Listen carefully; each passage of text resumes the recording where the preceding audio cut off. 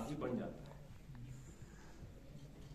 उसी वास्ते तो जब ट्रैफिक पुलिस पकड़ती है तो फाइन चुकाते हैं, क्योंकि जाने अनजाने में या आदत से अपराध हो जाता है सदर थाना में।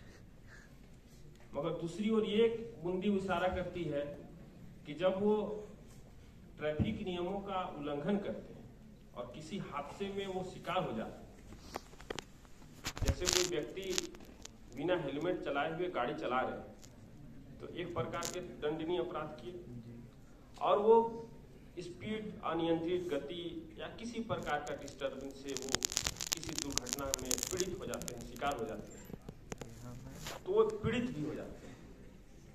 तो एक ऐसा विषय वस्तु जिसमें आप पीड़ित भी हो और जाने अनजाने में अपराधी भी हो जाते हैं, तो ऐसा कहीं बहुत कम देखने को संयोग मिलता है कि हम ही पीड़ित हो गए, हम ही अपराधी हो गए। तो बहुत थोड़ा सा डिप्लोमेटिक चीज हो जाता है, और हम लोग नहीं चाहते हैं कि किसी को ऐसा स्थिति से होके गुजरे। सबसे बड़ी बात है, आदमी को पश्चाताप या गिल्टी कब फील होता है, जब वैसी सावधानियां जो हमको बरतनी चाहिए थी और जो मेरे बस में है, जिसको हम कर सकते हैं, और वह हम नहीं करते हैं, और उसको हो जाने से कोई ऐसी क्षति जिसके लिए पूरा परिवार, पूरा समाज, पूरा देश को गंभीर रूप से गुजरना पड़ता है। छोटा सा, ज्यादा वक्त नहीं लेंगे, एक छोटा सा एग्जांपल, अगर जाने में अगर कोई गलती करता है, हमारा ही घर का, परिवार का बच्चा हो या गार्जियन, घर के गार्जियन भी कभी कभी गलती हो जाती है, तो मगर हेलमेट लगाना और गति पे कंट्रोल करना बहुत जरूरी है। गति कंट्रोल नहीं है आपका और आप खुद शिकार हो जाते हैं इसके प्रति। तो गति में तो आप कंट्रोल कर सकते थे, ये तो मानते हैं। जहां मान लीजिए कि स्पीड हमको चलाना है 60 का, वहां चला दिए 100, और ऐसी स्थिति पहुंच गई कि 2 दिन पहले हम लोग चेकिंग लगा रहे थे। चेकिंग करते वक्त कुछ बच्चे, एक नाम नहीं लेंगे, मतलब 14 साल का लड़का कार पकड़ चलाता हुआ हम लोग पकड़े। 14 साल का लड़का हुआ चलाता है सर। तो उसको हम लोग थाना पे बुलाए, तो गार्जियन को बुलाया, तो गार्जियन मतलब थोड़ा सा वो हो गए, और वो भी उम्मीद नहीं किए थे कि बच्चा अपने एक हाथ में मोबाइल भी लिए हुए है, ड्राइविंग कर रहा है, गाड़ी सड़क पर आ गई।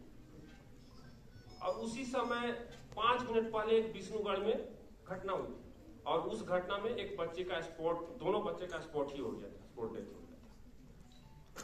तो मेरा कहना है कि उस बच्चे के लिए घर पे भोजन बना होगा,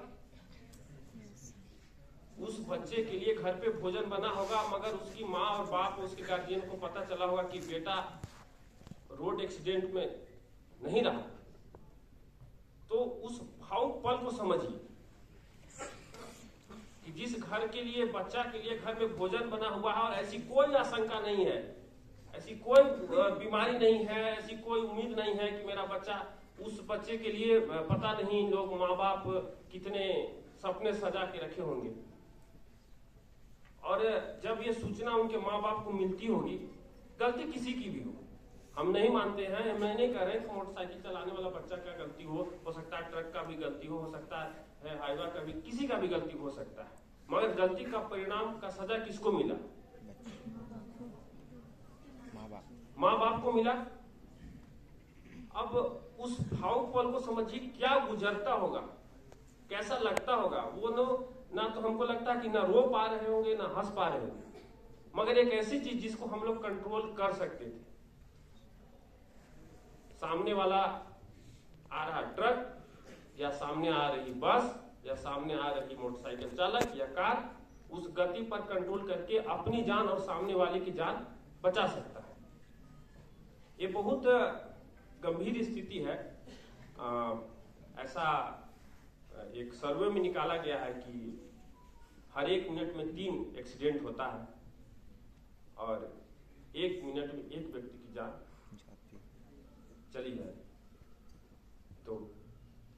हमारा है, आपका है। और इस जीवन पर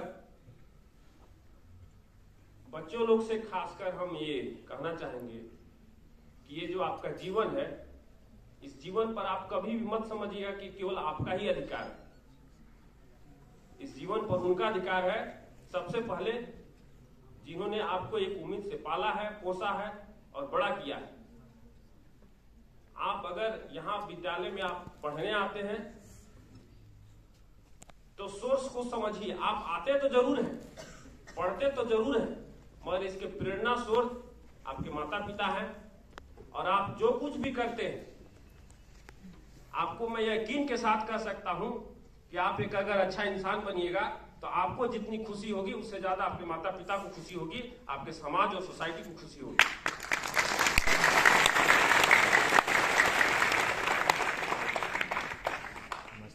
बात रही यातायात की, तो संक्षेप में हम बता चुके हैं कि ये एक ऐसी चीज है जिसमें हम लोग खुद भी बचते हैं, दूसरे को भी बचाते हैं और गति पर नियंत्रण रखें। साथ ही साथ जो भी ट्रैफिक रूल रेगुलेशन का नियम है उसका पालन करें। और एक चीज और छोटे शब्दों में बताना चाहूंगा कि कभी भी रोड के किनारे जब भी किसी व्यक्ति का एक्सीडेंट होता है तो आप उसको हॉस्पिटल पहुंचाइए। हॉस्पिटल इसलिए पहुंचाइए कि ये संविधान कानून में निर्मित हो गया है कि पहले लोग सोचते थे कि हमसे पुलिस या डॉक्टर लोग पूछेंगे कि तुम कैसे देखिए, कहां से पहुंचा है। ऐसी कोई बात नहीं है, आपसे कोई प्रश्न नहीं पूछेगा, किसी भी प्रकार का कोई प्रश्न नहीं पूछा जाएगा। आप उनको हॉस्पिटल पहुंचाइए। बल्कि ये एक सरकार की योजना चली है कि जो व्यक्ति अगर किसी व्यक्ति को एक्सीडेंट होने के बाद पहुंचाते हैं, उनकी जान बच जाती है, तो वैसे व्यक्ति को पहचान कर पुरस्कार प्राइज देना है।